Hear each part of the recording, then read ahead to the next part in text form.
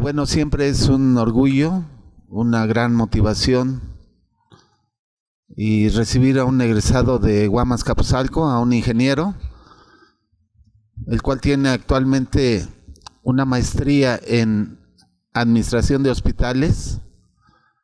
Egresó de Guamas Capuzalco en 2006 y les presento al ingeniero Luis Manuel González Irata.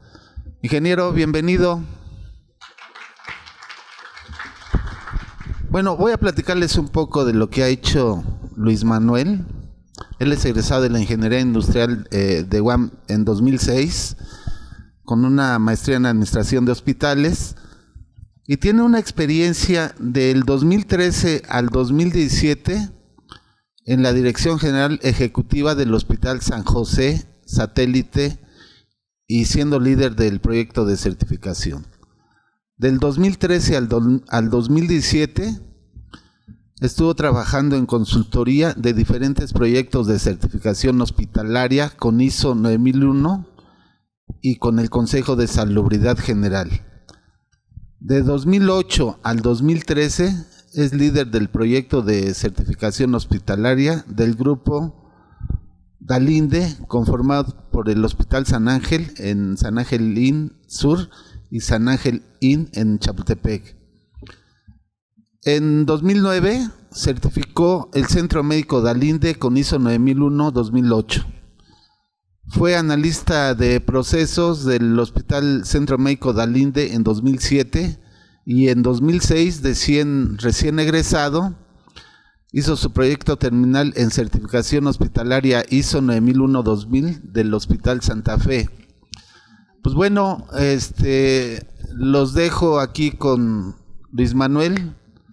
De veras es un gran orgullo tenerte aquí, mano, como egresado de Guamas Capuzalco, y muchas gracias por compartir todas sus experiencias con los jóvenes y con todos nosotros. Bienvenido. Gracias. Buenos días a todos. Pues preparé esta presentación con mucho cariño para, ya te voy a llorar, para mi institución, de donde siento yo que siempre ha sido mi casa, y también en el marco de un convenio que tenemos con la Guamas Capuzalco, con el hospital donde actualmente trabajo, en donde estamos tratando de desarrollar proyectos terminales y servicio social encaminados a mejorar la calidad de los servicios de salud, en particular en el hospital donde me encuentro. Y bueno, pues este acercamiento me ha hecho recordar y me ha hecho ver lo importante que es el que en todas las instituciones se requiere de profesionales calificados. Se requiere de dar servicios de calidad. Sin embargo, cuando vamos a diferentes instituciones nos damos cuenta que no es así. Y es cierto, como comentaban los expositores anteriores, la calidad son aquellos requisitos que tienen los productos, los servicios que damos. Sin embargo, en los hospitales es algo bien complicado, porque el producto eres tú. El servicio de calidad tiene que ser sobre tu salud, y eso lo hace más complicado. El que ese cliente o paciente no nada más está enfermo, sino que además está triste, está molesto, tiene dudas, no tiene dinero. Y entonces nos hace ver que los factores de calidad ya no son solamente aspectos medibles desde una dimensión, desde un peso, una tolerancia, sino aspectos humanos. Y bueno, todos nos ha tocado alguna vez ir al médico y darnos cuenta que quizás no tiene las mejores instalaciones, pero su trato es amable, su trato es cordial. Y eso es importante. Pero además, lo más importante es que nos ayude a recuperar la salud.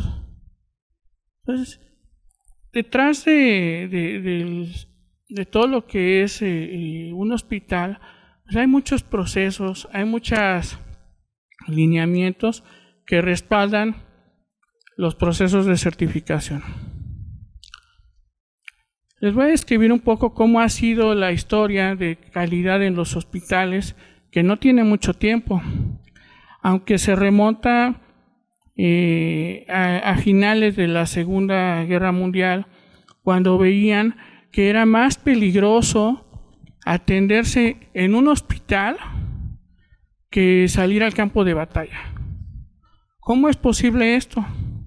En aquel entonces, el control de infecciones era muy limitado y se desconocían muchas cosas acerca de las bacterias o de cómo se transmitían las enfermedades.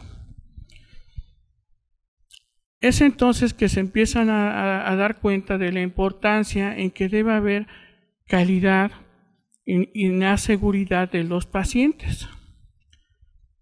Y empiezan a analizar cómo es que se transmite una infección.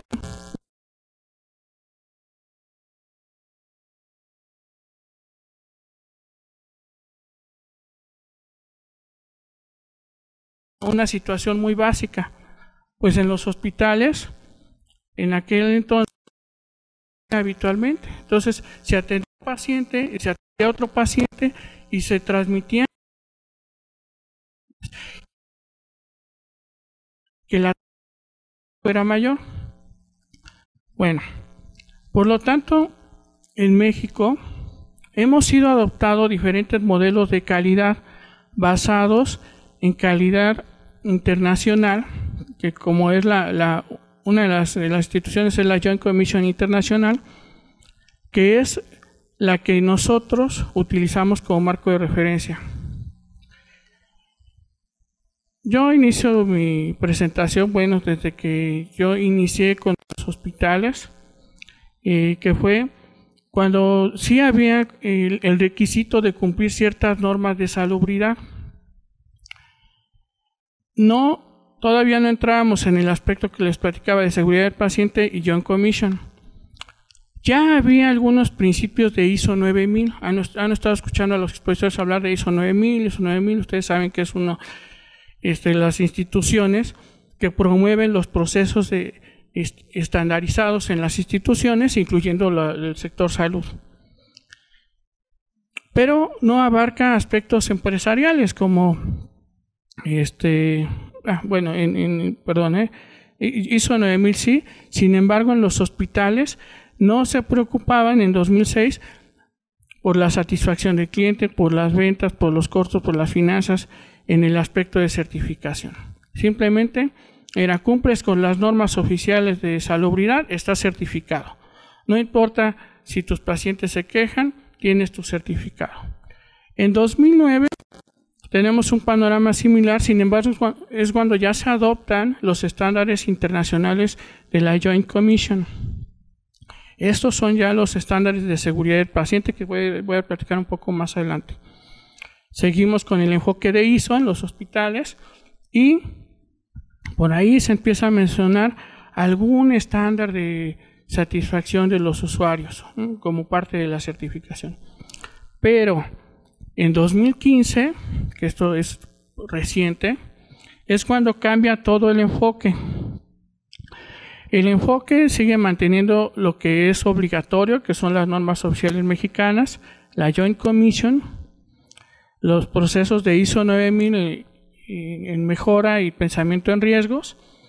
Y bueno, ya menciona un poco más acerca de lo que es la satisfacción del cliente, pero desde el punto de vista desde que cuando hay una queja médica, seguramente hubo un riesgo.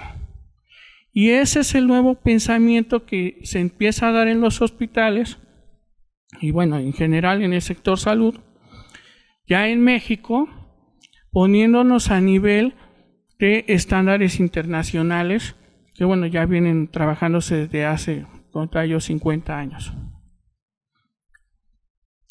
Vamos a hablar un poco de qué es calidad. Y esta definición ya es la definición que emite la Organización Mundial de la Salud. Es muy diferente a las definiciones que tenemos de certificaciones ISO. Habla de que debe haber un grado, dice, el grado en que los servicios de salud prestados a las personas y poblaciones aumentan la probabilidad de lograr los resultados sanitarios deseados y son coherentes con los conocimientos profesionales del momento. Digamos, esto va cambiando. Se introduce el término de seguridad, que nos habla de reducción del riesgo de daño innecesario hasta un mínimo aceptable. Por ahí en las presentaciones de los expositores han visto que ISO 9000 se enfoca en la mejora de los procesos. Veían en la presentación anterior que sea planear, hacer, verificar, actuar, y el pensamiento en riesgos. Eso es, digamos que lo nuevo de la norma ISO 9001 versión 2015, donde ya tiene ese pensamiento en riesgos. Que no solo nos enfoquemos en ver que los procesos se hagan bien, sino que nos preguntemos qué cosas podrían pasar. Podría ser que este paciente, por los miedos que tiene, por los problemas, no nos esté diciendo que tiene una alergia. Iniciemos la cirugía y le pongamos medicamentos que esa alergia y le cause una reacción de tal manera que nos complique la cirugía. Puede ser. Yo hice mi proceso de ingreso correcto y le pregunté si tenía alergias, pero no considero que existe el riesgo de que en ese momento él las olvide o mencionarlas o quizás la desconocía. Entonces siempre hay un riesgo de que las cosas pueden salir mal. Los procesos, por lo menos en este sector, no son absolutos. Es decir, siempre va a ser bien y siempre van a salir las cosas al 100%. No es posible. Siempre hay un riesgo. También se llegó a comentar que es más peligroso entrar a un hospital que volar en un avión. Eso se dice mucho en los congresos, hacia los médicos, hacia las enfermeras, para tomar conciencia. Y también, bueno, ya expliqué porque sí es verdad. Nosotros debemos reducir ese riesgo.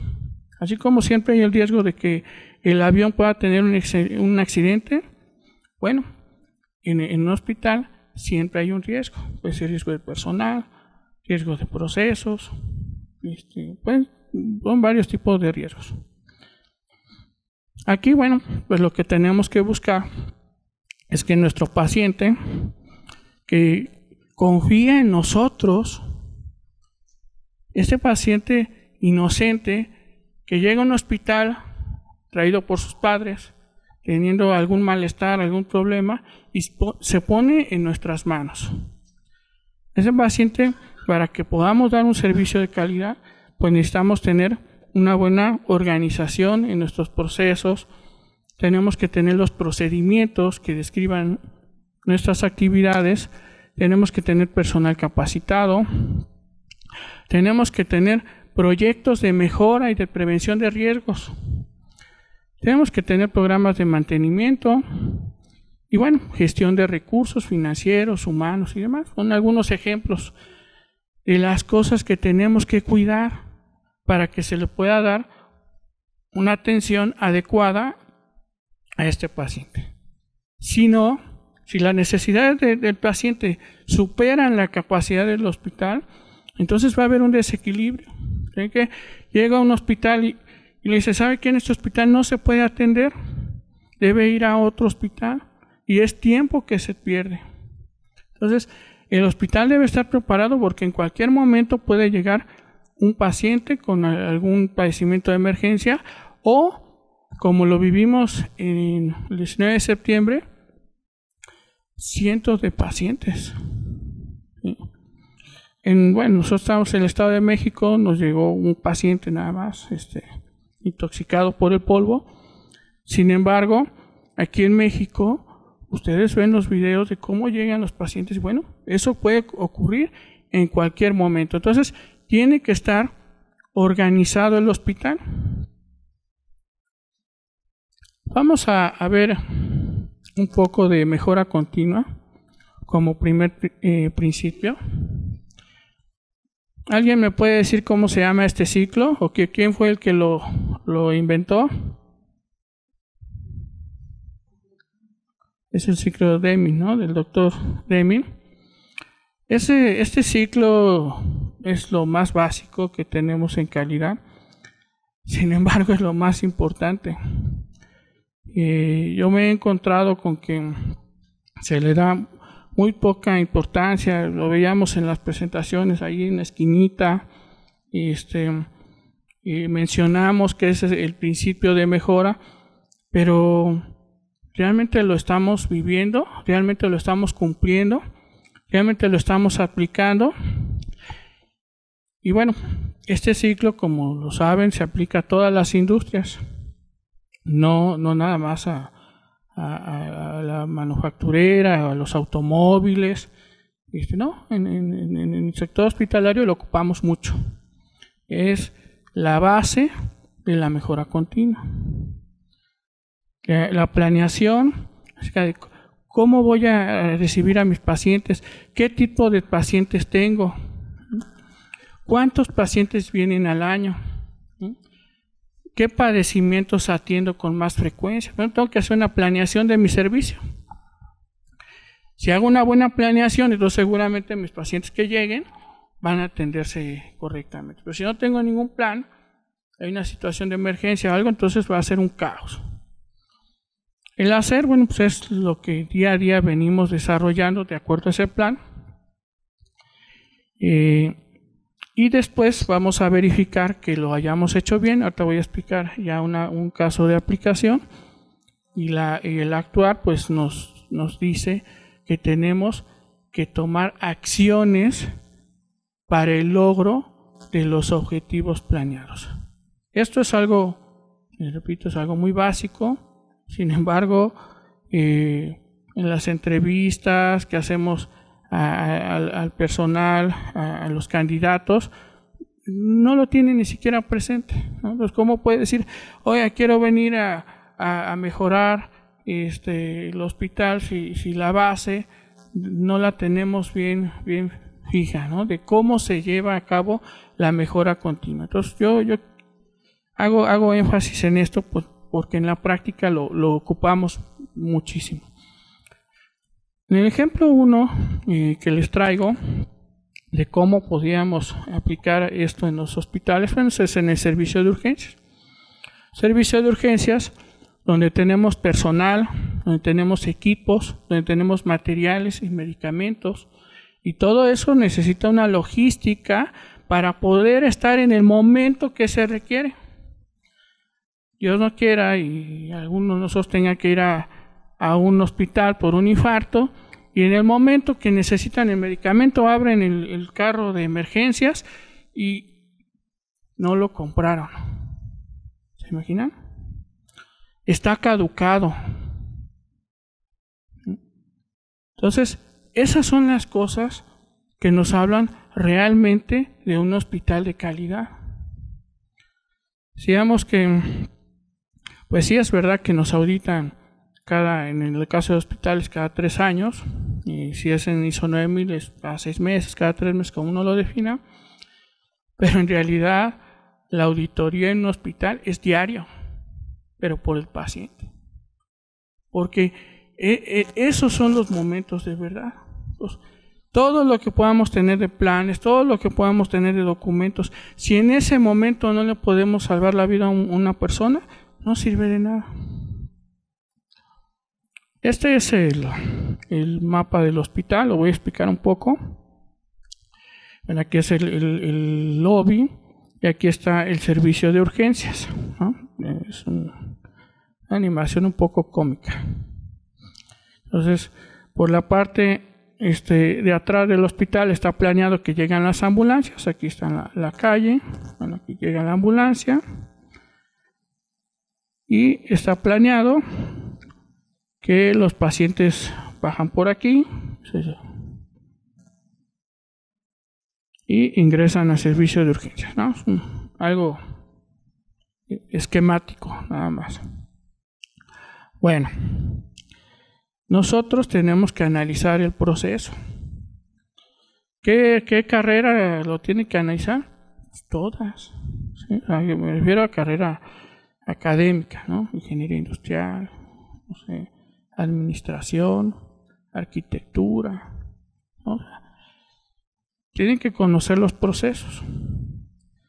Entonces, bueno, una forma de escribir el proceso, o sea, es un diagrama de flujo y donde tenemos la llegada del paciente, el arribo, bueno, ya le avisan al personal de urgencias que tiene que llegar, se informa sobre el estado del paciente, lo trasladan en la camilla y bueno, continúa la atención, ¿no? Es una descripción sencilla, ¿no? Hay formas muy complicadas de describir un proceso, son muy útiles, hay formas muy sencillas, también son muy útiles, todo depende para qué queremos esa descripción. Entonces, nosotros hemos optado por utilizar los menos símbolos posibles, porque en la formación que tenemos como ingeniero, sí nos enseñan el rombo, la espera, ¿no? Los conectores, la documentación. Bueno, ahora explíquenle eso a una enfermera. Explíquenle eso al de intendencia. Entonces, tenemos que simplificar las cosas de esta forma, de tal manera que nos entiendan lo que queremos que hagan, cómo lo hagan, cuándo lo hagan, dónde lo hagan, ¿no? Es una forma sencilla de verlo. Ya con la ayuda de los compañeros y los becarios que nos han estado apoyando, pues hemos desarrollado mapas un poco más elaborados, donde este es el esquema, no lo vamos a ver a detalle, pero pues aquí tenemos los responsables, aquí tenemos todas las actividades ya un poco más detalladas y quienes aplican. Y de todos modos, esto sigue siendo básico, porque hay esquemas de un nivel, de dos niveles, ¿no? Que le dan clic y se abre otro esquema, o sea, y es muy complicado el mapeo de un proceso. Sin embargo, no debemos de perder de vista lo que estemos buscando, porque si pensamos que el objetivo es hacer un manual, yo quiero que sepan, cuando han llegado al doctor le dice, bueno, es que aquí están mis manuales. No, ¿verdad? O sea, ustedes ven al doctor, dicen si les dolió la inyección, ¿no? Si les quitó la gripa, pero no vieron ningún manual. O sea, el objetivo no es hacer la documentación, el objetivo es dar un buen servicio. Bueno, esta es la estadística real del hospital, del servicio de urgencias, donde tenemos aquí cuántos pacientes pediátricos, cuántos pacientes adultos, cuántos pacientes ginecobstétricos, cuántos se fueron a su casa, a domicilio, hospitalización, quirófano, alta voluntaria, traslado de función, cuántas en el tiempo de urgencia, cuántas urgencias fueron reales y cuáles fueron sentidas. Ahí es un término que utilizamos porque a veces dice, es que me duele mucho y piensa uno que se va a morir, pero nada más fueron los tacos que se comieron, ¿no? Entonces, no es una cosa que los va a matar, ¿no? Pero ahí vamos a urgencias, ¿no? Sin embargo, hay urgencias reales, ¿no? Que a lo mejor el que menos grita es el que más grave está, ¿no? Y pues se puede morir porque está tranquilito, ¿no? Entonces, esas son las urgencias que fueron al final de cuentas reales. Y bueno, ya no se alcanza a ver. Aquí tenemos otra revisión de expedientes. ¿Cuántos expedientes se hicieron bien? expediente del paciente y cuánto hubo alguna firma que les faltó o cualquier falla que hayamos tenido. Bueno, esa es la estadística en bruto que tenemos de un hospital. ¿Nos dice algo? No sé, o sea, es lo que hay que ver. ¿Es útil? Tendríamos que ver si es útil, porque de esta información nosotros tendríamos que empezar a buscar algo que sea útil para el paciente al final del camino, ¿no?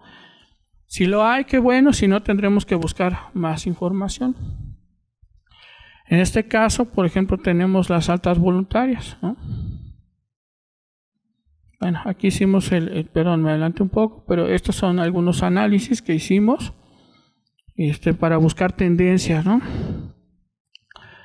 Y bueno, pues aquí decidí yo que trabajáramos en las altas voluntarias. ¿Qué es una alta voluntaria? Ya me voy, ¿no? ¿Sabe qué? Yo ya me voy a mi hospital, ya me voy a este hospital no me gusta, o se me hace muy caro, o ¿sabe qué? No sé, mi abuelita me recomendó el otro hospital. Bueno, son altas voluntarias, se va el paciente. El problema es que tenemos este dato, pero no sabemos por qué. Esa es la tarea que tenemos que trabajar. ¿Por qué se están yendo los pacientes? Entonces, en un hospital que no le interesa que sus pacientes se vayan, pues no analiza esos datos. Bueno, sin embargo, en el análisis encontramos esto, ¿no? 4 casos por cuestiones económicas. Uno se trasladó a otro hospital.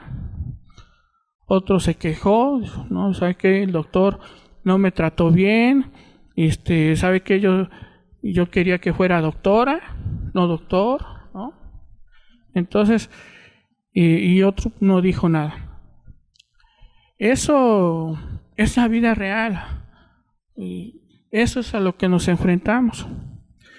Entonces, nosotros tendríamos que trabajar de acuerdo al principio de Pareto en la primera causa, ¿no? Que es la económica, si es que no podemos atenderlas todas, ¿no? Pero en este ejercicio, bueno, veríamos, bueno, la económica, ¿por qué? Se le hace caro el depósito, se le hizo caro la curación, se le hizo caro ¿qué? ¿No? Tenemos un plan de pagos, aceptamos tarjetas, ¿qué? Entonces, esa ya sería la parte donde tendríamos ya que actuar aplicando el ciclo Deming, ¿no? O sea, si vimos la planeación, bueno, los pacientes entran por aquí, los va a atender una enfermera, un doctor, es toda la planeación. En el día a día, se atendieron los pacientes. Y aquí es donde estamos ya verificando cómo fue la atención, con alguna información básica, la mínima e indispensable que tiene en cualquier hospital. Y lo que necesitamos es el actuar. Entonces, lo que me he encontrado es de que prácticamente hasta aquí se llegan muchas instituciones, y cuando preguntas, oye, ¿qué han hecho? ¿Qué han analizado? No lo he analizado. Hoy tienes indicadores. No lo. Entonces, ¿siguen atendiendo a los pacientes? Sí. ¿Están certificados? Sí, está su certificado ahí en el muro. Pero no ven más allá de cómo pueden mejorar su servicio. Hay una serie de información que además podríamos tener, como son las quejas, los errores, aquí tenemos algo que les voy a ir explicando más adelante, que son las cuasifallas. O sea, no nada más cuando falló, sino cuando casi falló. Porque a esas nadie les da importancia, ¿no? Te voy a explicar por qué. Con las infecciones, las alergias y otros. Ok. Vamos a hablar ahora sobre el ciclo Deming comparado con el manejo de riesgos, que es el pensamiento en riesgos. ¿Qué quiere decir este pensamiento en riesgos? Bueno, ya en el ciclo Deming ya definí mis procesos, ya dije cómo lo voy a hacer, ya mejoré mi servicio, comentábamos hace un momento, y si el paciente está deprimido y si está enojado y si no trae dinero, vas a decir, no, que se vaya a otro hospital, ¿no? Oiga, pero esto es una negligencia. No, que se vaya, porque a mí los medicamentos no me los regalan, no, que se vaya.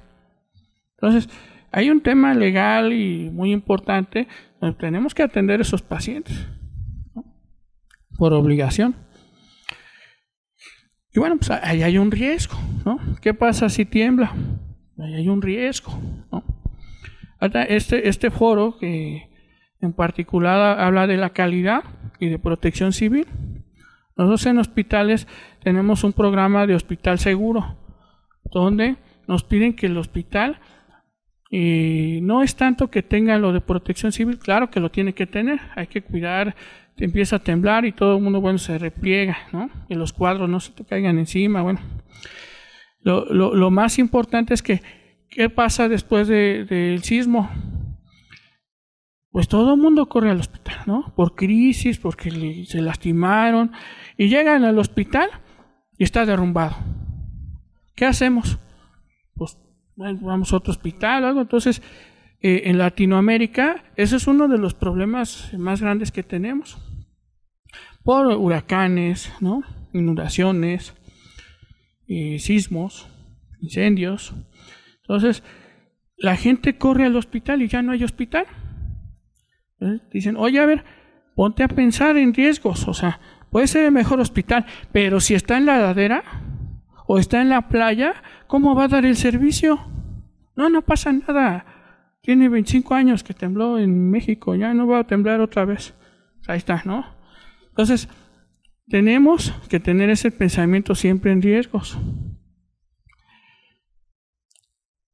Y de esos riesgos son miles, ¿no? Pues decir, oye, que entonces también si cae un meteorito, bueno, o sea, puede caer, sí, pero vamos, de ese mar de riesgos vamos a priorizar, vamos a tomar, ya identifiqué mis riesgos y vamos a decir, este es el primero que tengo que tomar, este es el segundo, este es un riesgo real, este es un riesgo ideal, o sea, esto no va a ocurrir, porque es muy poco frecuente y si ocurre no pasa nada.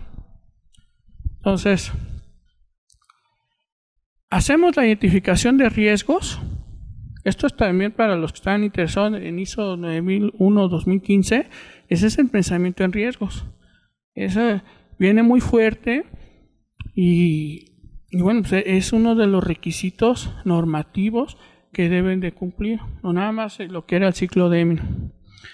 Bueno, priorizan con alguna metodología, decir, bueno, del 1 al 10, la frecuencia y el impacto, y vemos cuál es o más frecuente o que o pueda tener un mayor impacto para los pacientes.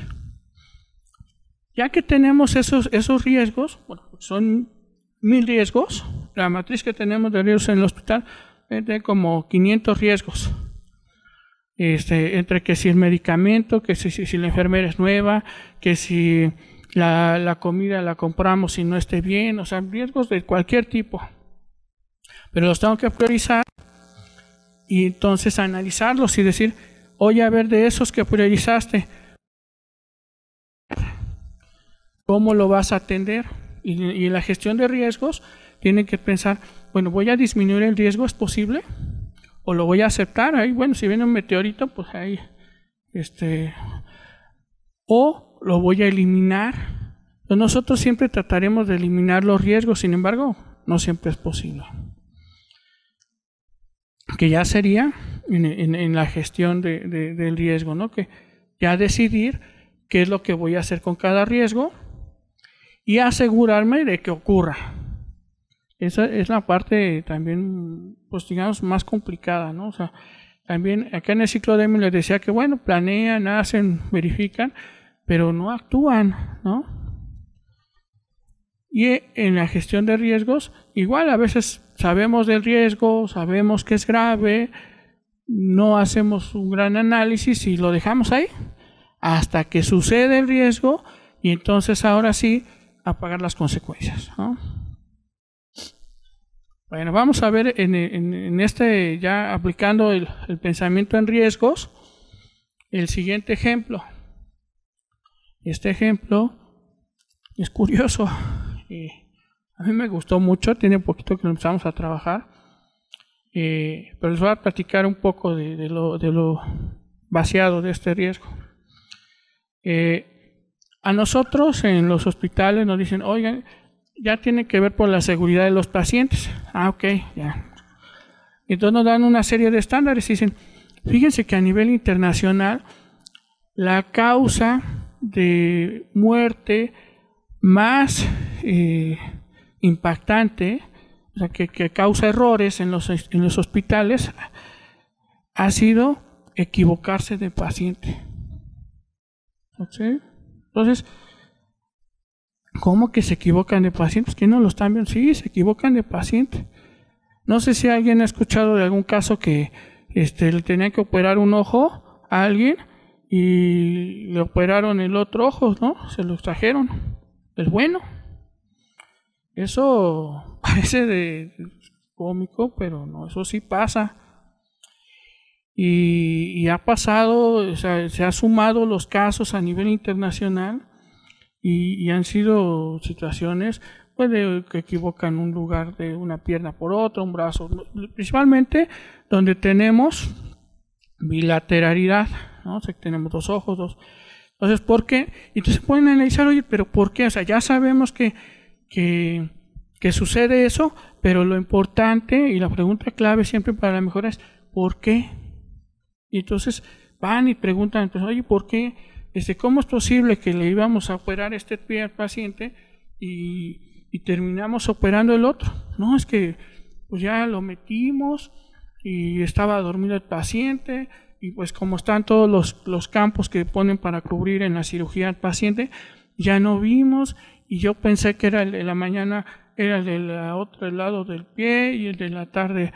Entonces me confundí y bueno, el hecho es que hubo un daño para un paciente, ¿no? Esa es una de las principales causas, hay más causas.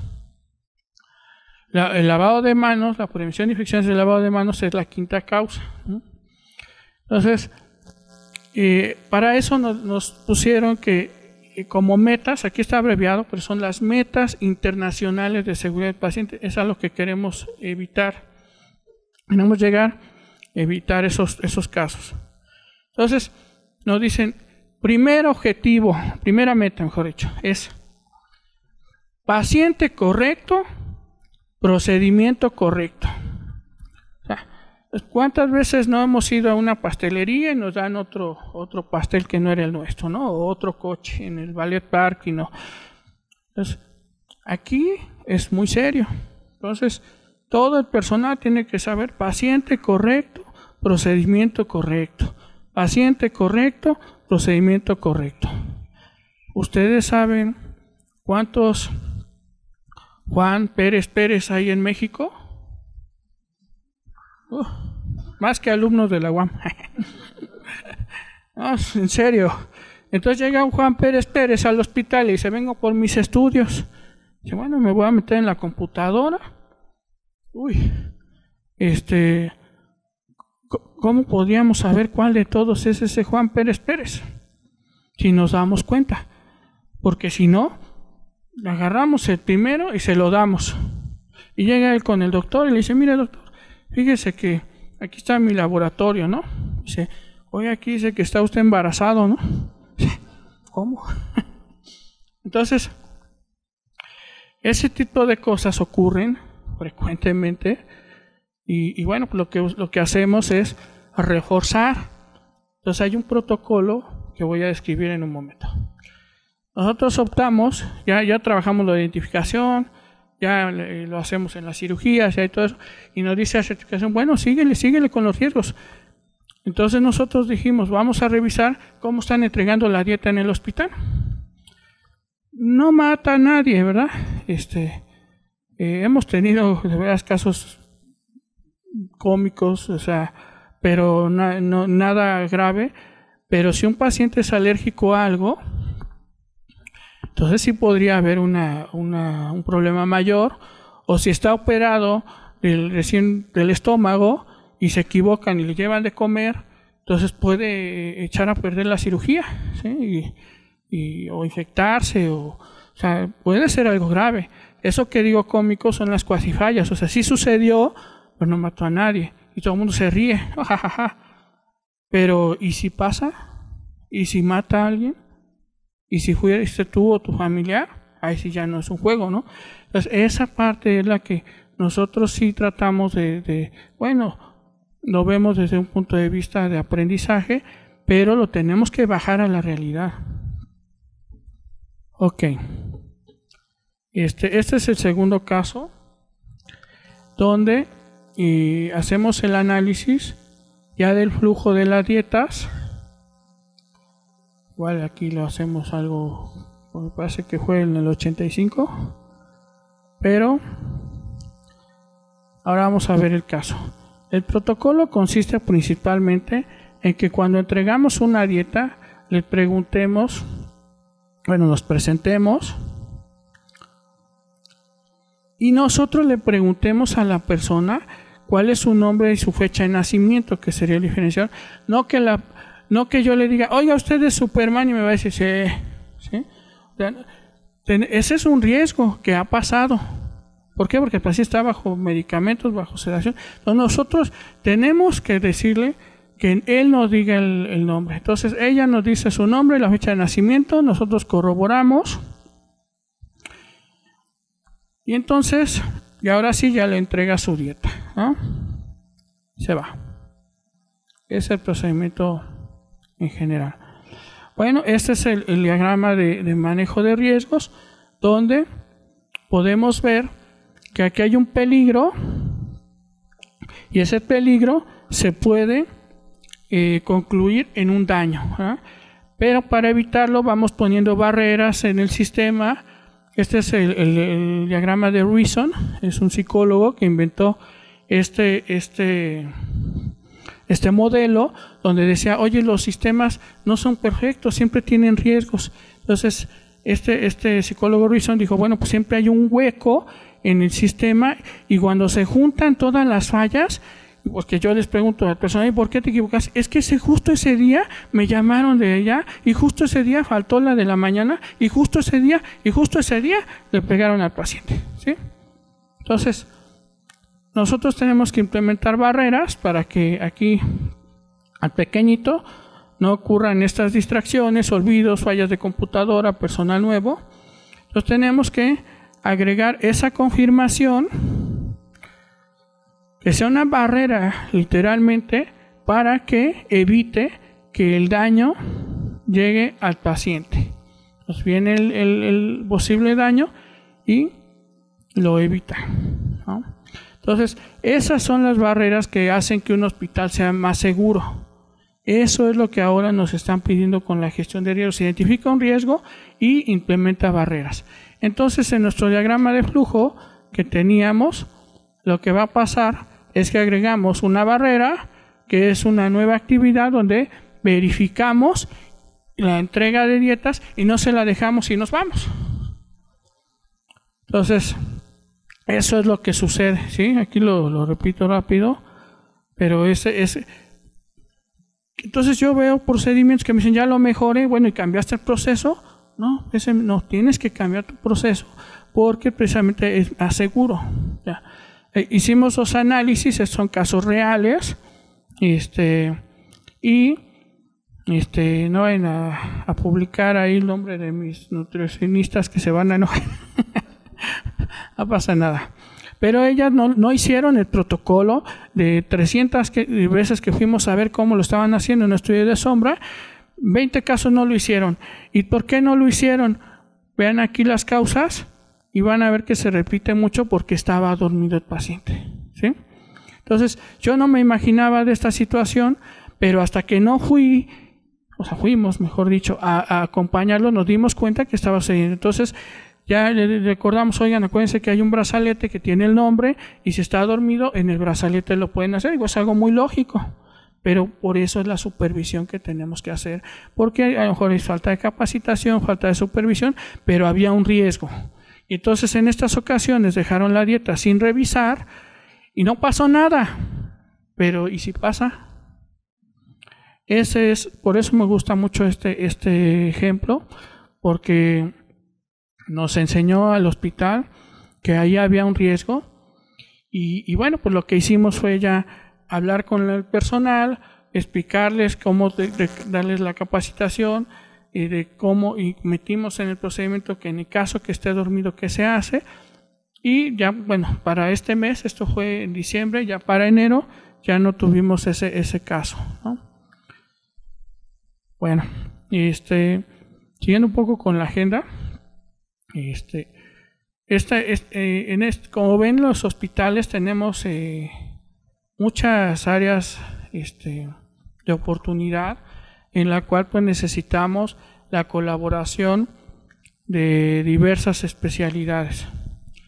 Esa colaboración la quise yo compartir aquí con ustedes desde mi punto de vista, cómo es que de las carreras que tenemos en la UAM Azcapotzalco se puede contribuir a la mejora en un hospital. Entonces, aquí busquen su carrera, bueno, las que identifique. Hay algunas que son más de aspecto político y social, que no necesariamente sería tan fácil identificar una relación. Sin embargo, sí me he dado cuenta que los conocimientos que adquirimos en estas carreras nos hacen mucha falta en los hospitales. Hay muchos arquitectos que desconocen el tema hospitalario y Salubridad sanciona a los hospitales, los clausura, los multa por cosas muy sencillas como definir por dónde entran y dónde salen los pacientes, cosas así. Lo que es la logística de los materiales es muy importante y hay varias disciplinas que llevamos eso. Calidad, también hay varias disciplinas que lo abordan, las tecnologías de información, el diseño gráfico, la comunicación que tenemos con el personal, con los médicos. Bueno, pues son diversas actividades que se pueden hacer dentro de un hospital o clínicas, consultorios. Entonces sí, cuando a mí yo me acerqué con un proyecto que hubo en 2005 con el Hospital Santa Fe, en aquel entonces, para la certificación de ISO 9000, que hubo el convenio aquí con la UAM, bueno, pues sí decíamos, ¿cómo es que los ingenieros van a participar en hospitales? Bueno, les traje esos par de ejemplos, esperando además que, les ayude a visualizar cómo pueden aplicar sus conocimientos, no nada más en hospitales, sino en otras industrias.